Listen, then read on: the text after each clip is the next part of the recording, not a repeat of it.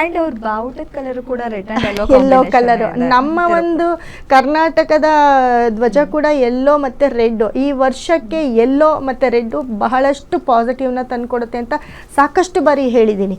ಅದೇ ರೀತಿ ಈ 3 ಅನ್ನೋ ನಂಬರು ಸಿಕ್ಕಾಪಟ್ಟೆ ಪಾಸಿಟಿವ್ ಅಂತ ಹೇಳ್ತಾ ಬಂದಿದೆ. ನೋಡಿ, ಅವರ ಒಂದು TVK ಅಂತ ಅಂದರೆ ಅವರ ಒಂದು ಟೀಮ್ ಏನಿದೆ, ಆ TVK ಅನ್ನೋದು ಟೋಟಲ್ ಮಾಡಿದಾಗ 3 ಬರುತ್ತೆ. ಸೊ ಈ 3 ಅನ್ನೋದು ಕೂಡ ಬಹಳಷ್ಟು ಪಾಸಿಟಿವ್ ಇದೆ. ಯಾಕಂದರೆ ಅವರ ಒಂದು ಪಕ್ಷದ ಹೆಸರನ್ನು ಟೋಟಲ್ ಮಾಡಿದಾಗ 3 ಬರುತ್ತೆ. ಅದು ಕೂಡ ಬಹಳಷ್ಟು ವೈಬ್ರೇಷನ್. ಈ ವರ್ಷಕ್ಕೆ 3 ಅನ್ನೋದು ಬಹಳಷ್ಟು ಲಕ್ ಅಂತ ಹೇಳ್ತಾ ಬಂದಿದೆ. ಮತ್ತು ನೋಡಿ, ಇವಾಗ ವೆಟ್ರಿ, ಆ ವಿಜಯ ಅನ್ನೋ ಹೆಸರಲ್ಲೂ ಕೂಡ ಎಲ್ಲೋ ಒಂದು ಕಡೆ ವಿಜಯ ಅನ್ನೋದನ್ನು ತೋರಿಸುತ್ತೆ, ಅಂದರೆ ಗೆಲುವು ಅನ್ನೋದನ್ನು ತೋರಿಸುತ್ತೆ. ಇವಾಗ ಎಲ್ಲರೂ ಹೇಳ್ತಾರೆ, ಏನು ಇವಾಗ ತ್ರಿಷಾ ಅವರು ಏನೋ ಒಂದು ಫ್ರೆಂಡ್ ಆಗಿರ್ಬೋದು, ಅಥವಾ ಯಾವುದೋ ಒಂದು ರೂಪದಲ್ಲಿ ಅವ್ರಿಗೆ ಹೆಲ್ಪ್ ಮಾಡೋಕ್ಕೆ ಬಂದಿರ್ಬೋದು. ಎಲ್ಲದಕ್ಕೂ ನಾವು ನೆಗೆಟಿವೇ ತೊಗೊಳಕ್ಕಾಗೋದಿಲ್ಲ ಅಲ್ವಾ. ಸೊ ಅವ್ರ ಜೊತೆ ಇದ್ದ ಮೇಲೆ ಕೂಡ ಇವ್ರಿಗೆ ಅದೃಷ್ಟ ಬಂದಿರ್ಬೋದು, ಎಲ್ಲೋ ಒಂದು ಕಡೆ ಅವ್ರ ಅದೃಷ್ಟ ಕೂಡ ಪಾಸ್ ಆಗಿರ್ಬೋದು. ಅವ್ರ ಹೆಸರು ಕಾಂಬಿನೇಷನ್ ಕೂಡ ಹಾಗೆ ಬರುತ್ತೆ. ವಿಜಯ್ ಮತ್ತು ತ್ರಿಷಾ ಅಂತ ಬಂದಾಗ VITRI ಅಂತ ಬರುತ್ತೆ. ವೆಟ್ರಿ ಅಂತ ಹೇಳ್ತೀವಿ, ಹಂಗಂದರೆ ಜಯ ಅಂತ ಅರ್ಥ. ಸೊ ಆ ಹೆಸರು ಕಾಂಬಿನೇಷನಲ್ಲಿ ಕೂಡ ಆ ಜಯವನ್ನು ನೋಡ್ತಾ ಹೋಗ್ತೀವಿ. ಅದೇ ರೀತಿ ನೋಡಿ, ವಿಜಯವರ ಒಂದು ಜಾತಕ ಬಹಳಷ್ಟು ಜನ ಇದನ್ನು ಇದು ಮಾಡಿರ್ಬೋದು. ಅದರಲ್ಲೂ ಕೂಡ ನೋಡಿ, ಅವರ ಲಗ್ನ ಬಂದು ಕಟಕ ಲಗ್ನ ಆಗಿರುತ್ತೆ. ಇದೇ ಲಗ್ನ ದೇವೇಗೌಡರು ಅವ್ರದ್ದು ಕೂಡ ಕಟಕ ಲಗ್ನನೇ ಆಗಿರುತ್ತೆ. ಆದರೆ ಇವರಿಗೆ ಶುಕ್ರ ಭುಕ್ತಿ ಅಂದರೆ ಶುಕ್ರ ದಶೆ ನಡೀತಾ ಇತ್ತು. ವಿಜಯ್ ಅವರಿಗೆ ಶುಕ್ರ ದಶ ನಡೀತಾ ಇತ್ತು. ಆ ಶುಕ್ರ ದಶೆಯಲ್ಲೇ ಕೂಡ ಇವರು ಆ ಒಂದು ಗೆಲುವನ್ನು ನೋಡ್ತಾ ಹೋಗಿದ್ದಾರೆ. ಅದರಲ್ಲಿ 10 ವರ್ಷ ಮುಗಿಸ್ಕೊಂಡಿದ್ದಾರೆ. ಯಾಕಂದರೆ ಅವ್ರಿಗೆ ಸ್ಟಾರ್ಟ್ ಆಗಿದೆ 2017, 2017ರಿಂದ 2037ರವರೆಗೂ ಇದೇ ದಶದಲ್ಲಿರ್ತಾರೆ.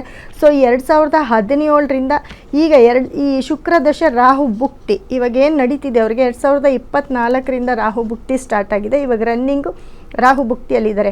ಇದೇ ರಾಹು ದಶೆ ಶುಕ್ರ ಭುಕ್ತಿಯಲ್ಲೇ ದೇವೇಗೌಡರು ಕೂಡ ಪ್ರೈಮ್ ಮಿನಿಸ್ಟರ್ ಆಗಿರ್ತಾರೆ. ಸೊ ಇನ್ನು 10 ವರ್ಷ ಇವ್ರಿಗೆ ತುಂಬಾ ಯೋಗದ ಒಂದು ಟೈಮ್ ಇರುತ್ತೆ. ಇನ್ನು 10 ವರ್ಷ ಇವರಿಗೆ ಶುಕ್ರ ದಶೆನೇ ನಡೀತಾ ಇರುತ್ತೆ. ಹಾಗಾಗಿ ಇನ್ನು 10 ವರ್ಷ ಇವರು ತುಂಬ ಚೆನ್ನಾಗಿರ್ತಾರೆ. ಅದರ ಜೊತೆ ಬ್ಯಾಕ್ ಟು ಬ್ಯಾಕ್ ಇವರು CM ಪಟ್ಟವನ್ನು ತಗೊಳ್ಬೋದು. ಅದೇ ರೀತಿ ನೋಡಿ, ಇವರ ಒಂದು ಲಗ್ನಕ್ಕೆ 5ನೇ ಮನೆಯಲ್ಲಿ ರಾಹು ಇರ್ತಾರೆ. 5ನೇ ಮನೆ ಅಂತ ಬಂದಾಗ ಮಕ್ಕಳು ಅಂತ ಹೇಳ್ತೀವಿ, ನಮ್ಮ ಮಕ್ಕಳು, ನಮ್ಮ ಪೂರ್ವ ಪುಣ್ಯ ಅಂತ ಹೇಳ್ತೀವಿ. ಸೊ ಅವ್ರಿಗೆ ಪೂರ್ವ ಪುಣ್ಯ 5ನೇ ಮನೆಯಲ್ಲಿ ರಾಹು ಇದ್ದಾಗ ಎಲ್ಲೋ ಒಂದು ಕಡೆ ಮಕ್ಕಳ ಜೊತೆ ಬಾಂಡಿಂಗು ಕಮ್ಮಿ ಇರುತ್ತೆ. ಅಂದರೆ ಮಕ್ಕಳು ನೆಗೆಟಿವ್ಸ್ ಆಗಿರ್ಬೋದು, ಅಥವಾ ಮಕ್ಕಳು ಜೊತೆಗಿಲ್ದಿರ ಇರ್ಬೋದು, ಅಥವಾ ಮಕ್ಕಳು ಯಾವತ್ತೂ ಇವ್ರ ಜೊತೆ ಸೇರ್ದಿರ ಇರ್ಬೋದು. ಈ ಥರದ್ದೆಲ್ಲ ಆಗ್ತಾ ಹೋಗುತ್ತೆ. ಅಂದರೆ ಅಟ್ಯಾಚ್ಮೆಂಟು ಕಮ್ಮಿ ಆಗ್ತಾ ಹೋಗುತ್ತೆ. ಇವಾಗ ಯಾವುದೋ ಒಂದು ಕ್ಷೇತ್ರಕ್ಕೆ ಬಂದಾಗ ಏನೇ ಆಗಲಿ ಫ್ಯಾಮಿಲಿನ ಸ್ವಲ್ಪ ದೂರವಾಗೇ ನೋಡಬೇಕಾಗತ್ತೆ. ಎಸ್, ಈಗ ಆಗಲೇ ಮಾತು ಕೂಡ ಹಾಗಿರೋದು, ಏನೋ ಗಂಡ ಹೆಂಡತಿ ಡಿವೋರ್ಸ್ ಅಂತ ಆದ್ಮೇಲೆ ಮಕ್ಕಳು ಕೂಡ ಇವರಿಂದ ಸ್ವಲ್ಪ ಅಂತರ ಕಾಯ್ದುಕೊಳ್ತಿದ್ದಾರೆ ಅಂತ ಕೂಡ. ಯಾಕೆ ಅಂದರೆ ಮಕ್ಕಳೆಲ್ಲ ಫಾರಿನಲ್ಲಿ ಸ್ಟಡಿ ಮಾಡ್ತಿದ್ದಾರೆ. ಸೊ 5ನೇ ಮನೆಯಲ್ಲಿ ರಾಹು ಇದ್ದು 5ನೇ ಮನೆ ಅಧಿಪತಿ ಇವರಿಗೆ, ಅವರು ಕೂಡ ಎಲ್ಲೋ ಒಂದು ಕಡೆ 5ನೇ ಮನೆ ಅಧಿಪತಿ ಕುಜ ಕೂಡ ಇವ್ರಿಗೆ ಲಗ್ನದಲ್ಲಿರ್ತಾರೆ.